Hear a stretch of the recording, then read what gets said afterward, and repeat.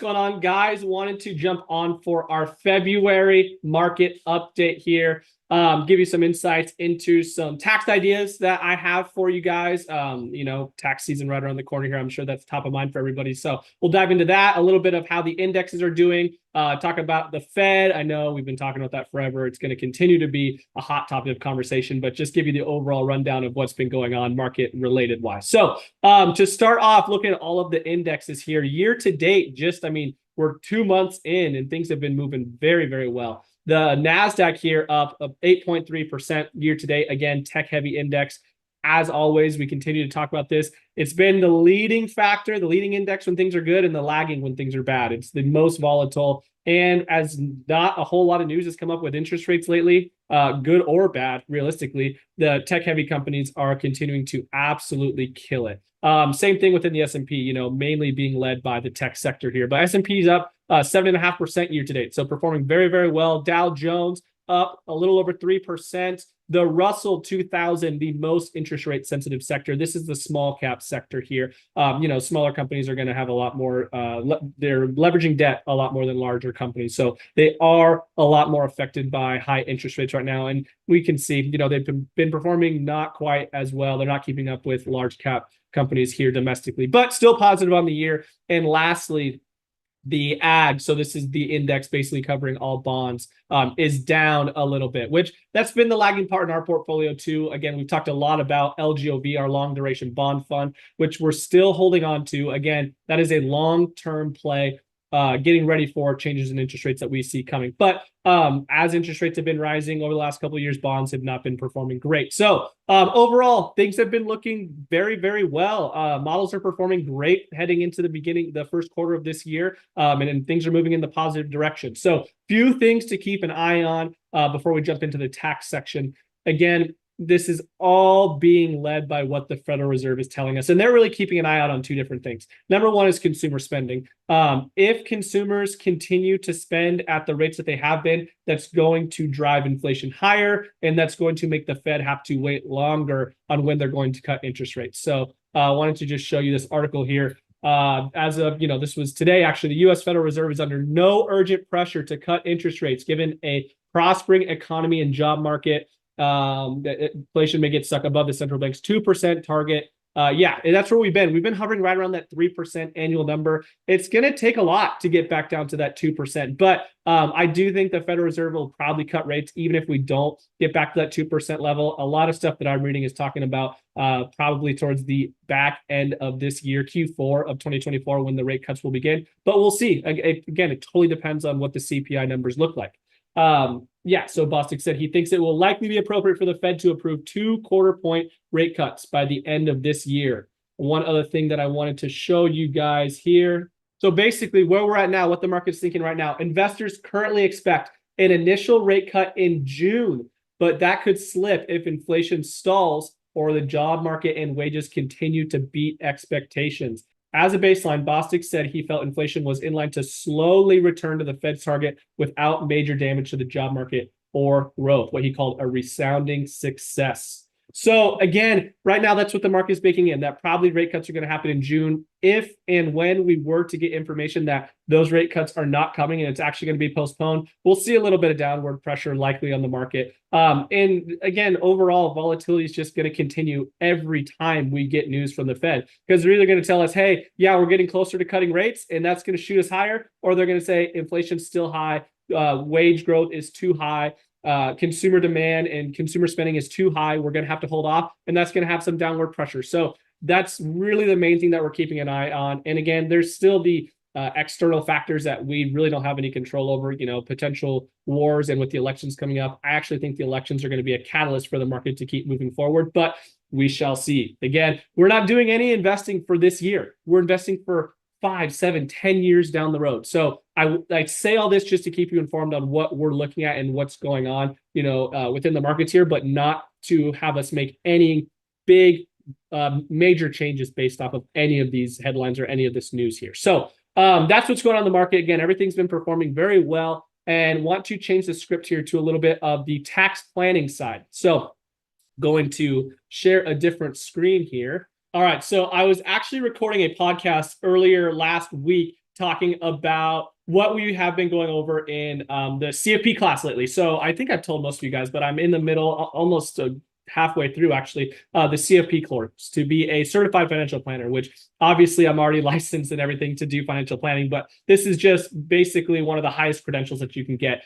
within the financial planning space. So it's about 7 or 8 months of studying, and then I take the test in July. I believe it's July. So it's a long process, but we were just going through the taxes portion, and the professor kept saying, it's not about what you make, it's all about what you keep. He was saying that over and over and over and over in regards to the tax section of your financial plan is so, so important. And there's so many different things that we can do within this. But again, this whole conversation, it's so much more than just should we buy NVIDIA or should we be buying Tesla right now, right? We want to be looking at how do all of your puzzle pieces fit together to make sure that we have the most efficient path towards reaching all of your financial goals. And again, the taxes are a huge component of that. So, couple things here. As you all know, because we talk about this in our meetings all the time, I am a huge proponent of using Roth options, right? So what does that mean? Basically, we can use traditional retirement accounts or Roth retirement accounts. With any traditional retirement accounts, it's going to be a hug and slug method. What the heck does that mean? Basically, they're going to hug you up front, the IRS. They give you a tax deduction this year. You're not paying taxes on any of the money you're investing this year within a traditional retirement account, but when you go to retire, you get the slug and you're paying taxes at that time. The other side is a Roth retirement account, and that is the slug and hug method. So the IRS slugs you up front, you're paying all the taxes today, and they hug you on the backside when you go to retire and you never pay taxes again. So a lot of times people always want to use the traditional retirement accounts, the hug and slug, because we're programmed to want to feel the reward today. I mean, with a lot of stuff, realistically, but with taxes especially, everybody always says, oh man, how do I lower my taxable income this year? I want to get taxes down this year. They want the IRS hug right now. And I'm going to show you guys why I prefer the Roth option and a couple things that we can do in order to create more tax-free growth for you long term. So just absolutely made this scenario up. I made it super simplified so that we have easy numbers and it's easy to understand. But let's say that you've been investing in traditional retirement accounts for the majority or all of your investment career. So maybe you go to retire, you have a pension, maybe it's paying you $40,000 a year. We turned on Social Security, maybe that's paying you $30,000 a year. Then you have $2 million in your retirement your traditional retirement portfolio. If we're withdrawing around 5% between some different avenues, let's say you're getting $100,000 a year from your traditional retirement accounts. That would mean you have a total income of $170,000 here. And I went and looked at the 2024 married filing joint tax brackets. You would basically be paying a little over $27,000 in federal income tax. Now, that's not a perfect number. Don't quote me on that. I did not take into account any adjustments or deductions. Realistically, I know this $170,000 number, that's your gross income. That's not your taxable income. I know, but just to keep it extremely simple, right? If this were your taxable income, you'd be paying a little over $27,000 because you're getting taxed on your pension, you're getting taxed on your Social Security, not on 100% of it. Again, these numbers are not perfect, but in this fake world right here, we are getting taxed on all of it. And then we're getting taxed on the $100,000 that you're taking out of your traditional accounts. So we're paying income tax on this entire amount, again, creating a $27,000 tax bill at the end of the year. Now, let's look at the Roth retirement account scenario, the slug and hug. We have the same person, the same fake scenario, $40,000 pension, $30,000 of Social Security, but now your $2 million is within Roth retirement accounts, same withdrawal rate, $100,000 from it. So we have the same income of $170,000. Again, if that were your taxable income, assuming zero deductions and adjustments, you would only be paying a little less than $8,000 a year in taxes. You would save almost $20,000 a year just in taxes. Because from an IRS perspective, even though you're living on $170,000 a year, you actually only have real income of $70,000 between your Social Security and pension. The $100,000 from your Roth is not basically, it is 100% tax-free. It's not recognized income from an IRS perspective. So the main goal that we have then is how do we get this number the amount of income that you want to live off of in retirement to have the most tax-free advantages as possible. How do we get these Roth accounts bigger?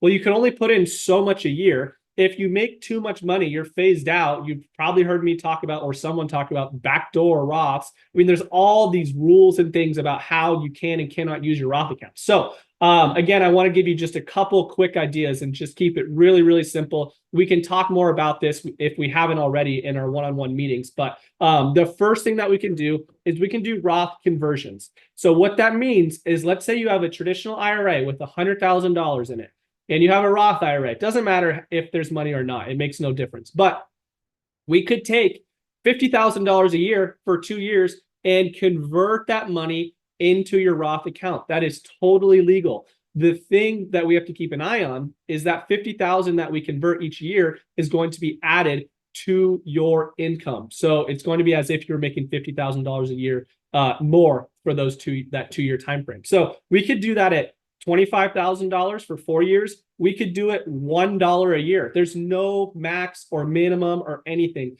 We just need to look at your tax brackets and see how much wiggle room you have in between potentially jumping you up into a next tax bracket. We don't want that to happen. I also would highly recommend that we do not do this process until you're debt free, because I would rather you be paying off your consumer debts than adding up a higher tax bill to get this conversion done. So this is a great thing to do in my mind. I am a huge proponent of doing Roth conversions. If you're interested in doing this and we haven't talked about it yet, I can go ahead and run some simulations for you and show you what the long-term benefit would be. But this is a big one to keep in mind, because again, that's going to generate more tax-free growth for you long-term. The other thing that we talk about a lot, and I'm sure you've probably heard, is a backdoor Roth IRA. What the heck does that mean? Well, if you're making over, don't quote me on this number, I forget off the top of my head, they change it every year, but married filing joint, it's like $242,000 of adjusted gross income, somewhere right around there. If you're making more than that, you cannot use a Roth IRA in the traditional manner. So what we have to do is we have to take your earned income, funnel it through a traditional IRA, and then transfer that money into a Roth IRA. Now, this one can get a little bit tricky. You don't have to memorize this. I'll be taking care of this, but I want you to at least understand what's happening here. The issue that we run into with the backdoor Roth IRA is this traditional IRA is the conduit for the money flowing through it into your Roth, right? What we do is we put the money into your traditional. We do not take a tax deduction this year, and then we convert it. Now, that's perfect if there's no money in here. If there is even $1 in your traditional IRA, the more money you have in here, the harder this is.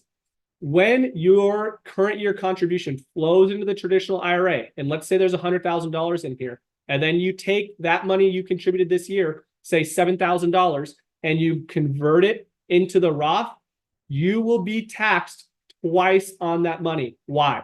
Because the IRS has a pro rata rule of performing this process when there's money in the traditional IRA. They don't differentiate between the $100,000 that's already in there and the $7,000 that you put in. They just look at the $107,000 as a lump sum. So when you do that conversion process, it's the same as up here. They're just saying, oh, Hunter transferred $7,000 from his traditional IRA to his Roth IRA. Okay, that $7,000 is getting taxed. So now think about what's going to happen here. Your income, it's already getting taxed when we put it into the traditional IRA because we did not take a tax deduction. So you paid taxes on that $7,000. Then you convert it into your Roth IRA and you pay taxes again. That money is getting taxed twice. So that is a terrible, terrible thing that can happen. And people aren't aware of those pro rata rules that are in place. So what we have to do if we want to be able to use a backdoor Roth is we need to get this traditional IRA down to $0 so that you have that clean conduit. So what can we do? Number one, we can do a Roth conversion. That's totally fine. We're not adding any new money in. We're just converting the money that's already in there.